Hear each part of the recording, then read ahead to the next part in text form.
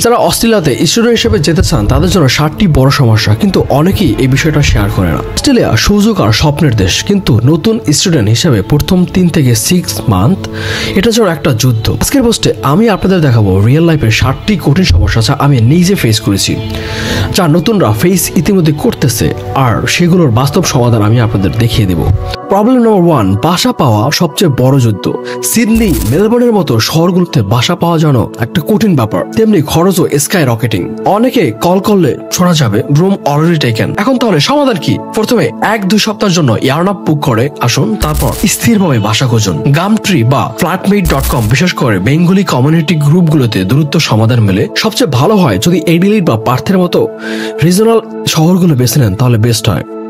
এবং আরেকটা বোনাস টিপ দিচ্ছি, যেটা হচ্ছে আপনি যদি যেতে চান আপনার প্রতিবেশী বা আপনার রিলেটিভ ফ্রেন্ড সার্কেলের সাথে আগে থেকেই কমিউনিকেশন করুন। প্রবলেম নাম্বার 2, ব্যাংক, সিম আর টিএফএন। অনেকে ভাবে এয়ারপোর্টে নামলে সবকিছু হয়ে যাবে, কিন্তু টিএফএন বা ট্যাক্স ফাইল নাম্বার পেতে 3 থেকে 5 দিন সময় লাগে। ব্যাংক কার্ড প্রস্তুতে সময় লাগে 1 সপ্তাহ। সমাধান কি? এয়ার অ্যালো বা অপটাসের মতো ডিজিটাল ইসিম নিয়ে আসুন, আর দেশে থাকতে অনলাইনে ব্যাংক অ্যাকাউন্ট খুলে ফেলতে পারেন। Problem number 3, part time job. ফোরামগুলোতে সবচেয়ে বেশি শোনা যায় 2 মাস হলো এখনো কাজ পাই নাই। বিশেষ করে আরএসএ বা হোয়াইট কার্ড না থাকলে হসপিটালের জব পাওয়া সবচেয়ে বড় কঠিন।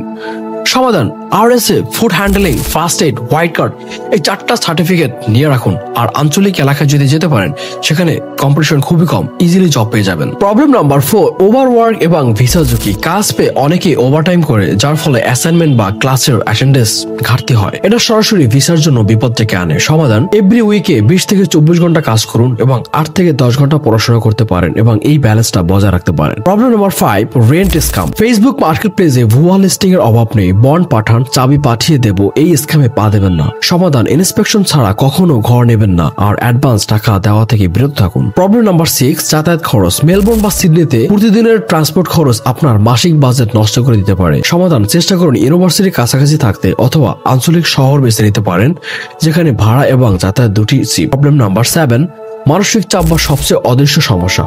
বাইরে হাসিখুশি ছবি থাকলেও ভেতরে থাকে কাজের চাপ, ভাড়া, টেনশন এবং লনলিনেস। কারণে অনেকেই মানসিক দ্বন্দ্বে ভোগেন। সমাধান লোকাল কমিউনিটি গ্রুপে যুক্ত হন আর প্রতিদিনের রুটিনে কমপক্ষে 30 মিনিট হাঁটার জন্য বের হন। আর আপনি মুসলিম থাকলে 5 ওয়াক্ত নামাজ পড়তে পারেন। এটা খুবই ভালো একটা effective way to keep yourself up. এবং ফাইনালি আমি আপনাকে একটা বোনাস টিপ দিচ্ছি। আপনি যদি মেলবোর্নে থেকে থাকেন তাহলে ফ্লিন্টার স্টেশন থেকে সরাসরি চলে যেতে পারেন ক্লেটন স্টেশনে, স্পেশালি ফ্রাইডেতে। এখানে বা যত বাংলাদেশি আসে তারা সবাই এক হয় এবং লাইফ শেয়ারিং, কেরিয়ার প্রোগ্রেশন নিয়ে খুব ভালো শেয়ারিং হয়, আপনার ভালো লাগবে। আমি সবসময় এখানে গিয়ে থাকতাম। এখানে মসজিদটা খুবই সুন্দর এবং এখানে রাতে চমৎকার খাওয়া দাওয়া হয়, যেটা আমার খুব ভালো লাগছে। ভালো থাকুন, সুস্থ থাকুন এবং সবসময় আল্লাহকে স্মরণ করুন। আল্লাহ হাফেজ।